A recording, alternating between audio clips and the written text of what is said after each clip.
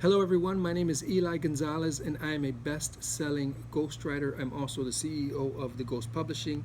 Today I'm going to do my first ever book review, and holding the iPhone there is my 9-year-old princess. Her name is Trinity.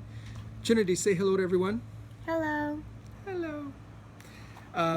Today I'm going to talk about the book called The Power of Broke by Daymond John. Those of you guys that watch Shark Tank know who he is. And quick disclaimer, I'm a huge fan of the show and of Daymond. Met him very briefly at his book signing, and he seemed very genuine, very accessible, and just seemed like a really good guy. But I'm not going to allow that to cloud my review. So let's start with the book cover. The colors just pop. Red is a power color, matches with the power of broke. The title, you can see it clearly, even if it was a very small piece on a screen, like on in an Amazon screen or what have you. The title is, you can tell what the title is. Between 3 to 5 words is pretty much ideal, or maybe 2 to 5 words. Subtitle: How Empty Pockets, a Tight Budget, and a Hunger for Success Can Become Your Greatest Competitive Advantage. So by looking at the title and the subtitle, you know what you're getting into. You know what the book is about. I think they did a great job with that. You'll see Daymond's name here real big. Then you see another name real small. Those of us that know, we know this other guy, he actually wrote the book. So let's see how they did, in my perspective. Okay, page stock is very good. Hardcover, haven't seen it in paperback yet. You know, it goes to their avatar. So I think they're right on the money with that. Let's talk about the table of contents. And if you're writing a book, especially a business book, and you're teaching a lot, giving your secret sauce, your methodology, your IP, whatever it is, look at how he did that. Look at chapter 2 and chapter 3. You know exactly what he's going to talk about. He does the same, for the other chapters. So that now, if you wanted to go back to parts of the book, you can go right to the table of contents and get right to where you wanted to get to, the parts that really spoke to you. So definitely do that if you're doing a table of contents. So I think that's absolutely brilliant. My book is like that too. Okay, the first line. How did Daymond John and this writer guy, how did they start this book? I'll read it to you. First line of the book, chapter 1. The power of broke is a mindset. Boom. First sentence. Brilliant. The language, what he's about to tell you, the whole thing. Actually, he has the power of broke there. I don't know if you can see it. It's all capitalized. So the power of broke is a mindset. Great way to start the book. You have the feeling that the way this book is written is going to touch you in some way, just by that sentence. So let me go with the good and the bad, and then my overall thoughts here. The good on this book, it's conversationally written. It's not stuffy, so it's kind of refreshing. It's kind of fun to read. Another thing that they do is he adds a movie part here, and whenever you can take the reader out of your content and put them into a visual, like a movie, and describe a scene that ties into what it is you're saying, it's brilliant. It's fun for the readers. It's a form of what we call pattern interrupt. And he does some great foreshadowing here. So in this and by the way, I only read the first chapter. In this first chapter, he says, in these next few pages, I'm going to get into a real life event that happened in an episode of Shark Tank.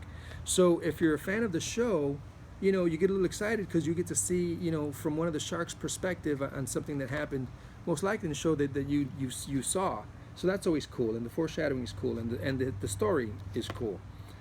He explains who the other sharks are, which I think is very cool by him, and for me as a reader to see who he says they are. It's very inspiring, as you would imagine it would be. In that if you're down and out, that doesn't mean anything. It's just time to get up and wake up and grind.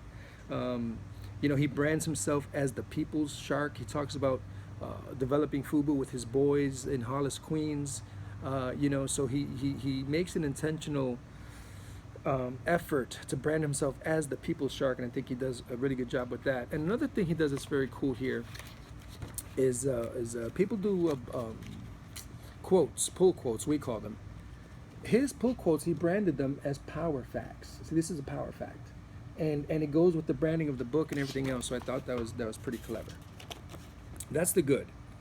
The bad, for me, it's too conversational. And when you get too conversational, grammar suffers. For example, he says, it doesn't matter. It says, doesn't matter what you're selling. It doesn't matter if you're in government. The word it belongs there. It doesn't matter. And when you get too conversational, again, you sacrifice some grammatical correctness. Parts of this book felt as if it was dictated, and it just reads a little different than other parts, as if Daymond talked into a recording device and gave it to the writer, and he put it in there word for word. And the problem with that is that we are conditioned to read and write, or to read differently than we are to listen. When you listen to someone speak, they have their hands, you have you can see the settings. I mean, you can cut out a lot and still convey your message fully. But when you're reading, all those things have to be included so that the reader gets the same imagery in their head. And I really hate when people dictate and put it in book. It really comes off as very amateurish. And unfortunately, that's how I think some of this book is written in the first chapter. There's better ways of writing things, So right here on page 12, I mentioned the movie. He talks about Rocky Balboa. He says Rocky Balboa, at least Rocky 3 Balboa, gets away. Not really bad grammar, but it's not great grammar. It's enough to make you say, what? And read it twice. Folks came to know us, talking about FUBU, on the back of our name. That's something you can say, but when you read it, it's probably on the strength of your name or because of our name, FUBU. And then something here that he says, plus their shoes were affordably priced. I don't know if you can see it. Retailing for between $75 and $85. Retailing for between, that should just say retailing between. So there's some things here that I looked at and I had to read over again. And whenever you focus on the way a book is written, I don't think the book is written very well. If you focus and if you're reading a book, you say, wow, this book has been written, is expertly written, it really isn't, because you're not immersed in the story. A book that's written expertly is when you're reading the book and you don't even think about how it's written because you're engrossed in the content. And so when you either admire the way it was written or you need to reread things and you get out of the scope of what you're reading, I don't think it's very good.